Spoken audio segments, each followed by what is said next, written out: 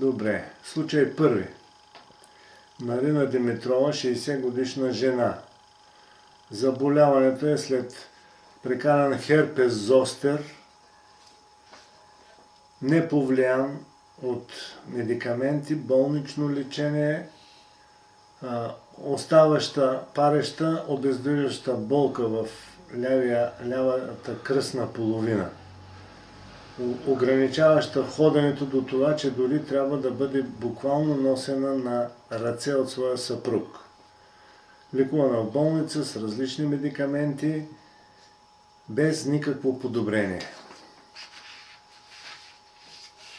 Лечението е провеждано с терапия от 980 на делта лазера на 5, 50, 1000 Хц и вариабилния вариант, всяка за 2 минути върху всяко от петната върху кожата, останали от обрива. След това за стимулиране на ишиячния нерв 5 минути по 1000 Хц плъзгане по всяка страна на лумбосакралната секция на гръбначния стълб, както в неврология 2. Напредък на лечението, облегчение само след 2 процедури, след 7 процедури в 7 последователни дни пълно изцеление. От тогава няма рецидиви повече от 2 години. Тя кой я доведе при вас?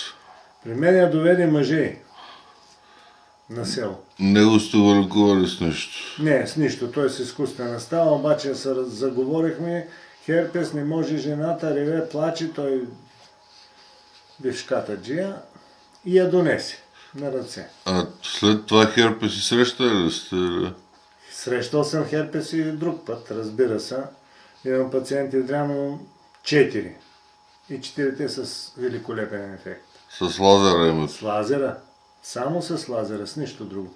Едната жена 8 месеца е лекувана, без никакво подобрение на ръката. Не можеше въобще да се движи китката на ръката и пръстите.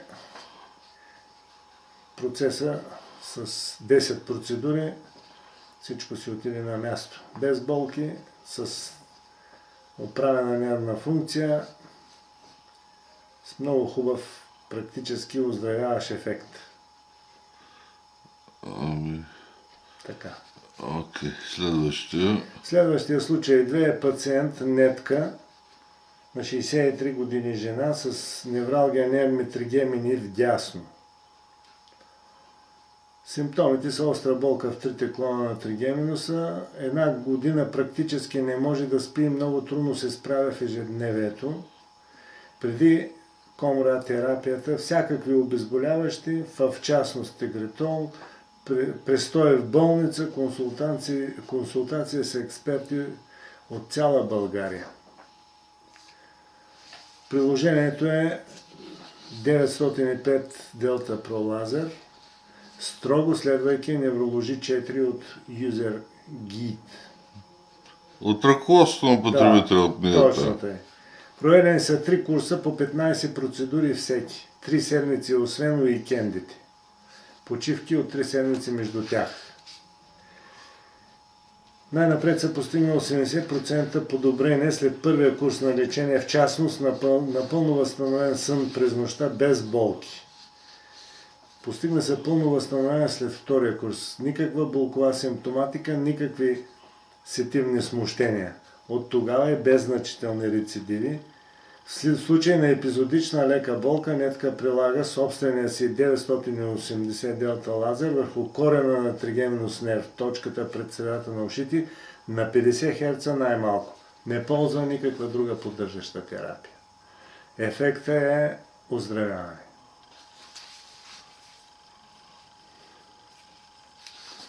Добре ли? Добре, да, някакви субективни впечатления от този случай. Субективните, че жената оздравя. Това са субективните виждания. Третия пациент е Ваня Николова на 41 години, жена, професионален готвач. Заболяването е значително увреждане на медиалния нерв, като страничен ефект от 2 хирургически операции в района на карпалния канал на дясната китка, т.е. освобождаване на задебелени сухожилия. Симптомите: постоянна денонощна болка, невъзможност да спи, невъзможност да пише, невъзможност да се служи с ръката, невъзможни никакви финни движения с китката на дясната ръка, не може да пише. Втория симптом е непроизволно движение на цялата китка, внезапно и неволево съкращаване и треперене на ръката. Преди Комра терапията е обявена за безнадежна и е казано, че така ще остане. Прилагаме 905 Delta Pro, сложно лечение, концентрирано в различни райони според напредъка. В частност, прилагане на всички честоти 5, 50, 1000 Hz, вариабилния вариант в избрани точки на китката и на цялата ръка от шията до китката. Стимулация на нерва с 1000 Hz на врата, мишницата и предмишницата. Дълги процедури, повече от час всяка. Бавен напредък с много рецидиви, приблизително от 1.11.12 до 22.12.2012, 2013 отново курс от 7.1 до 8.2. Проведен четвърти курс за стабилизиране 15 дни май 2014 година. Напредъка на лечението се състои в пълно изчезване на болката, пълно възстановяване на функционалността на китката и на движенията в нея. Отпадна слабото неволно движение на средния пръст на ръката. Ваня може след 2014 година е без отпадна симптоматика и Ваня може да практикува професията си и я практикува пълноценно, т.е. майстор-готвач. Това е доста впечатляващ случай. Ама как да ме впечатлява? Аз съм смаян, бе. Аз не знаех, че мога да постигна това, като започнах и казах. Не знам какво ще постигне. Казано ти, че ще останеш така. Тоест, пълно осекатяване на дясна ръка. Дясна. При десничар. Това е. Записваш ли? Да. Най-общо казано, Комра терапията е процедура, която няма противопоказания, няма странични ефекти, по никакъв начин не може да увреди на пациента, може само да му помогне.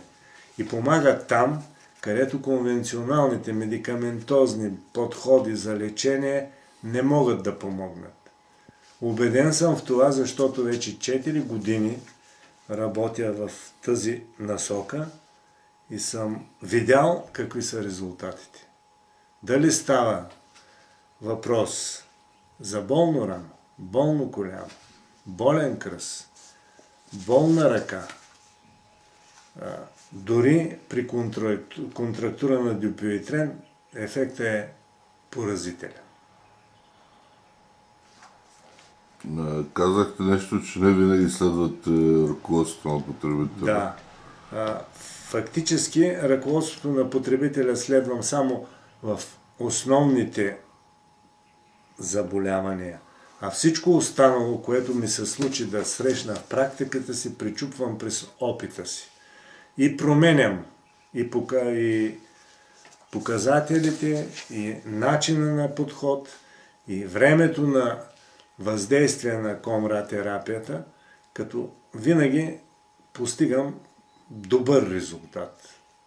Досега само при оперирани пациенти за дискова херния, когато са закъснели с операцията, в 1-2 случая имам отказ на добър резултат от лечението. Това е.